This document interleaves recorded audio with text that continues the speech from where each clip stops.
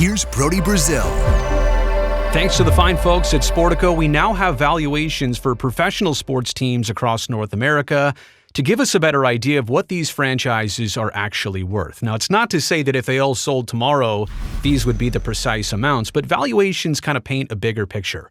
How much a team is worth, how much a team is making, and kind of generally where they stand among everybody else. And it should come as no surprise the logos on your screen are some of the top billed teams in terms of valuation, the Cowboys and the Yankees and Toronto's Maple Leafs. And how about the Golden State Warriors? They have emerged well ahead of the Knicks and Lakers in recent years, and sometimes it equates to on-field, on-court, on-ice success. Other times it's just simply who you are, your marketing, your image, and how much money you're able to pull in from the fan base. So we first want to put these all side by side here, and Lev Akabis of Sportico has stacked these up so beautifully.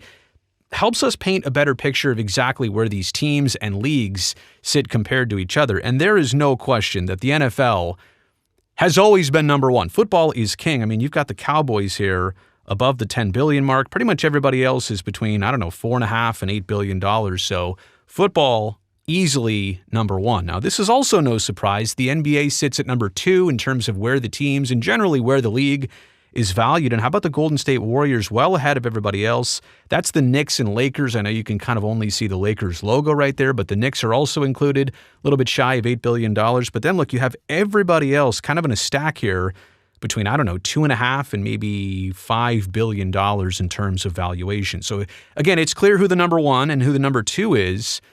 I'll be honest though, a lot of people expect that baseball would be well ahead of hockey and more challenging the NBA than being so closely compared to the NHL. I mean, this is kind of interesting here. Let me put the two back. You've got most baseball teams kind of lining up to the valuation of pretty much all the hockey teams. Now, hockey is a little bit different here. You've got a hard salary cap and a hard salary floor in the NHL, so it inherently makes the teams more competitive. Hard for one team to have too much success, whether it's winning Stanley Cups or signing super expensive, elaborate players. They just can't all do that because of the hard salary cap. But in baseball, it's interesting here because kind of as the number three sport, you have this big group which matches up almost the same as the NHL, with the exception of these five outliers: the Giants, Cubs, Red Sox, Dodgers, and Yankees. Ooh, coming off that World Series. I wonder if those two are going to switch spots. Probably not. The Yankees are far and ahead of the most valued team in baseball. But again, it's really maybe not what you'd expect with baseball being so similar to hockey in terms of valuations of teams and franchises. That's good for hockey, I'll tell you what. That is not great for baseball. We'll get into why all of that is in just a second. And then obviously here's the MLS. You don't have a team that's even at the $2 billion mark. I think most of these teams are in about the 675 range in terms of millions of dollars of valuation. So again, kind of the bigger picture here, and there's a big difference between $10 billion and maybe a little over $1 billion. Is that Miami or the LA Football Club? I think they might be among the most valued in MLS. So now that we've seen that on the bigger scale, let's kind of go sport by sport here. We'll talk first about the NFL. The least valuable NFL teams are worth more than a majority of all the other teams across all the other sports. So even down here at the bottom, I see the Jaguars, I think I see the Saints. Whatever these teams are right here, again, they are still worth, as much or more than most other teams in all of sports. So that is significant. The Cowboys here, sitting above $10 billion, they were worth, they were only worth $1.8 billion in 2010. Only 14 years ago. What an investment. Let's say you had $1.8 billion in 2010. What if I told you it could be worth $10 billion in 2024? I think anybody would take that return. That's an amazing jump. And it's no surprise because even in the last handful of years, the values of teams have shot up between 70 and 140% since 2020. Most teams have doubled their value in the NFL since the year 2020 alone. That's absolutely crazy. And a big reason why are the NFL's multiple national TV deals worth $125.5 billion through the year 2033. So the NFL has got it locked, has got it set. These values are only going in that direction, and really there's no question about it. So from football, let's move on to basketball. And I do think one interesting thing here worth pointing out is that the Warriors surge in the last 10 to 15 years. I mean, they were definitely a team before Steph Curry, let's be honest, before the new arena, let's be honest, before the current ownership. They were somewhere in the middle of the pack. They jumped so dramatically to get out ahead of everybody else. It's also interesting that the NBA is a solid number 2 among all those 5 sports leagues, because the NBA plays in smaller markets. And I know we'll talk about the NHL being in a lot of Canadian markets, which are also smaller than most United States markets. But the point here is that the NBA is in places like Portland, Oklahoma City, and Sacramento, places where there's not like National Football League teams. So they go into some of these smaller markets, and still, I think it's a testament to the smaller markets that the NBA goes places like San Antonio, and they can have a team still do well there.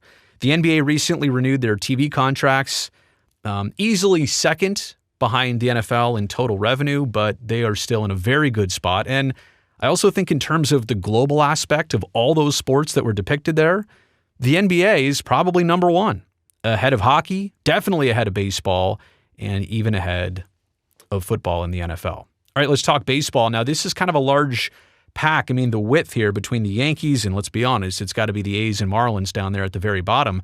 But the width of this is probably greater than any other sports league if we were to go back to that original depiction there. You have this pack, right? And then you've got these 5 teams. We've already identified who they are, including the Giants. So it's interesting to really have, well, the haves, and I don't want to say the have-nots over here, but one pack and then a totally different set of circumstances in that other pack. And again, there's not much difference between that major pack right here and most all of the other NHL teams. Now, I will say, if there is something to be concerned about for baseball, it is this. The teams and their regional television deals, specifically the ones with Bally Sports, who announced recently that they were going to end their contract with 11 of their 12 teams. The only team that's going to keep a Bally contract, as of right now reportedly, are the Atlanta Braves. That means 11 teams are losing out instantly on guaranteed TV money. And somewhere in the range of 40, 50, 60, 70, $100 million, you name it. A lot of teams like the Minnesota Twins, they're losing their TV contract and losing about $50+ million per year of revenue, instant revenue for those TV rights because of that.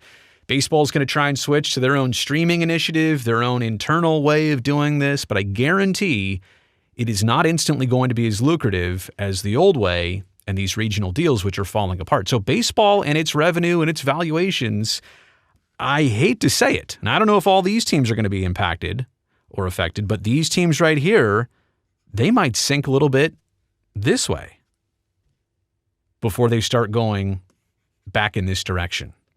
So keep an eye on that. And to the point, expansion by 2 for Major League Baseball, right? They always talked about, well, as soon as we get the A's and Rays settled with their moves, we're going to instantly expand. And a lot of people thought Nashville would be one, maybe Portland would be another. There was a lot of speculation. Orlando, there's a lot of cities out there that want a team, Oakland included. But now it seems like expansion might be a ways off. I mean, this is not a baseball business that is settled, that is strong, that has, a definitive direction for the next handful of years, at least not to the magnitude of other leagues or also how baseball was going. So expansion was a lock, I would say, as of 3 years ago by 2 teams, but I don't know that that's the case now for Major League Baseball. All right, the NHL has had consistent growth, and I know, again, they're kind of all in one little segment there. There's not any outliers up here. There's really nobody down there either. Well, 0 billion. But it's been one of the most consistently growing leagues. Most teams grew by 30% from 2023 to the 2024 valuations. And yet, most of the teams here you're going to see at the top are all of the original 6 nature. Toronto, the Rangers, the Habs. I see Boston in there, the Bruins. So you've got a lot of the legacy teams as some of the biggest valued, and that should come as no surprise either. They're in huge markets. They're in traditional hockey markets. But this is the only league that is segmented between the 2 countries of Canada and the United States here in North America. And so some of those Canadian markets, they just do not have the same resources from a season ticket base to sponsorship to TV revenue, all that stuff. Places like Winnipeg, places like Edmonton. Look, even places like Vancouver, which is a huge market, tremendously popular, it still is not like having another, let's say, Chicago or New York or maybe even a Boston. Not knocking Canucks fans. I'm just saying the size of the business, right? And Vancouver is one of the biggest markets in Canada. But to the point, this league is segmented by 7 Canadian teams. So they have it a little bit harder to be consistent and to get that valuation. But honestly, I'm really impressed with where these NHL teams are at in their valuations. And again, a hard salary cap and a hard salary floor. It basically makes all the teams in the same competition here. They kind of have guidelines they need to follow for how much they spend, how much they need to spend, how much they possibly can spend. So it kind of makes it more of a competitive league and a league with a lot of parity in it. And the valuations prove it. All right, quick hit here on the MLS. 19 of 29 teams in Major League Soccer are either making $0 or operating their franchise, at least in the last year, in debt. So that's not great. This is valuations we're talking about here, not operating income. But more than half the league, in fact, a majority of this league, most teams in this league, are either not making any money or they're losing money to operate their team, even though the valuations continue to go up. The average franchise value is worth about $680 million. Most of them are obviously pretty close. Most teams are growing 15 to 25% year over year, but I think that's the point here is this is just such an uphill battle. Soccer in the United States is growing. It hasn't had that explosive bit yet. And maybe in some cities like Seattle, their popularity is great. Atlanta, their popularity is great. Certain markets hit better than others, but the league in general, and even with the Apple TV broadcast package, and even, having a player like Messi come over to MLS, it hasn't really had that explosive moment where MLS sees a ton of growth. So anyway, that's a sample size of what all your favorite teams may and may not be worth. And it also kind of gives you an idea of how these leagues are doing. How their teams are doing is definitely reflective of a bigger picture of the leagues in general. All right, that's the end of this video. Really appreciate you checking in. Thumbs up down below since you made it to the end. That'll help me, this video, and this channel. And one more quick favor, do this for me if you would. Before this video ends, go down there right now. Make sure you are already subscribed to this channel. Why? That way I can definitely get to see you back here next time.